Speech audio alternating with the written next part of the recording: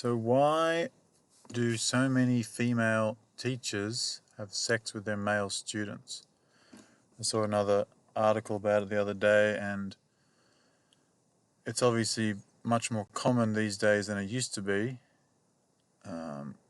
People always joke that this never happened when we were growing up. And I went back and I read some articles from like 5 years ago saying how it's getting much more common than it used to be. And that was 5 years ago, and it's probably even more common now. It just seems to be increasing. And I think I might know, or I suspect. So women are typically polygamous, right? They will go for the top man. They'll even share a top man with other women if they can afford to. So if they don't need to rely on financial support, resource support from other men, then they won't partner up with those lower status men, and they will just wait for their chance to reproduce with a high status man. And I don't know what the percentage is, top 10%, top 30%, I have no idea. But I think this is generally the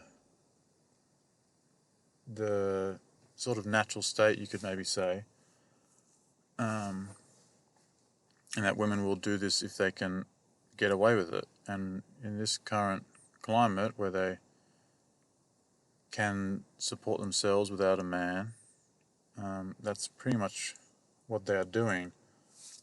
So polygamy is not legal, or at least not yet. But what we do have is serial monogamy, where a lot of men will marry, have some kids, divorce, remarry, and have some more kids with another woman. And obviously we know that a lot of men don't have partners and stuff like this. And we know that from studies, women say that they would prefer to be,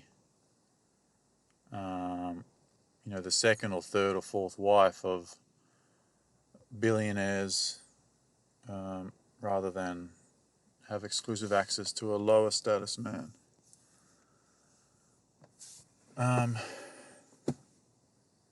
So yeah, there's quite a few people that these men they marry and then they remarry later on with other women, and there's a lot of women that are basically getting a lot older and they're not having kids at all. Even with lower status men, they're getting into like their 40s and stuff, even 50s, and some of them not having them at all. And that's probably because they're evolutionary mismatch, right? They're just not, in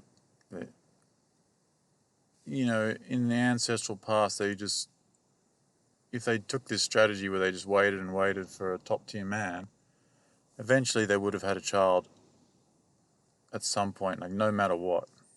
I get the feeling, they would have been forced into marriage with someone, or sold into slavery, or raped, or abducted, or something. Like I'm talking about hundreds of thousands of years ago, whatever. And so their brain can't really cope with the current society, and they just keep waiting for the top tier man. And if they don't get it, then they think everything's fine. And probably a lot of them won't have kids at all. So we're sort of heading towards a more polygamous society. And I think that these teachers, well, that's the thing. It's sort of surprising a lot of people because a lot of the teachers are relatively good looking.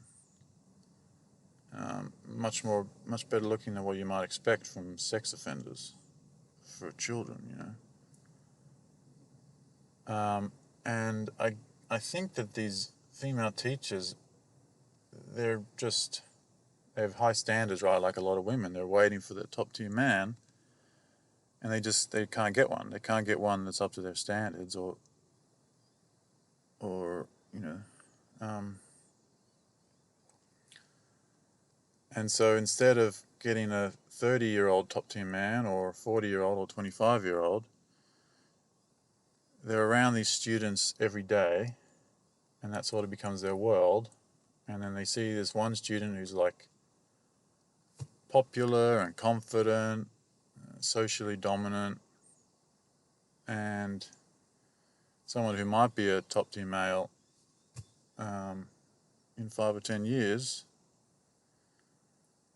and they think that's basically their ticket.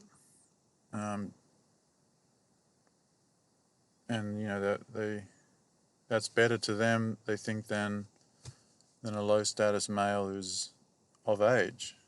That's what I suspect. We don't know anything about the students. Obviously, they don't release photos or anything. But that's just my theory.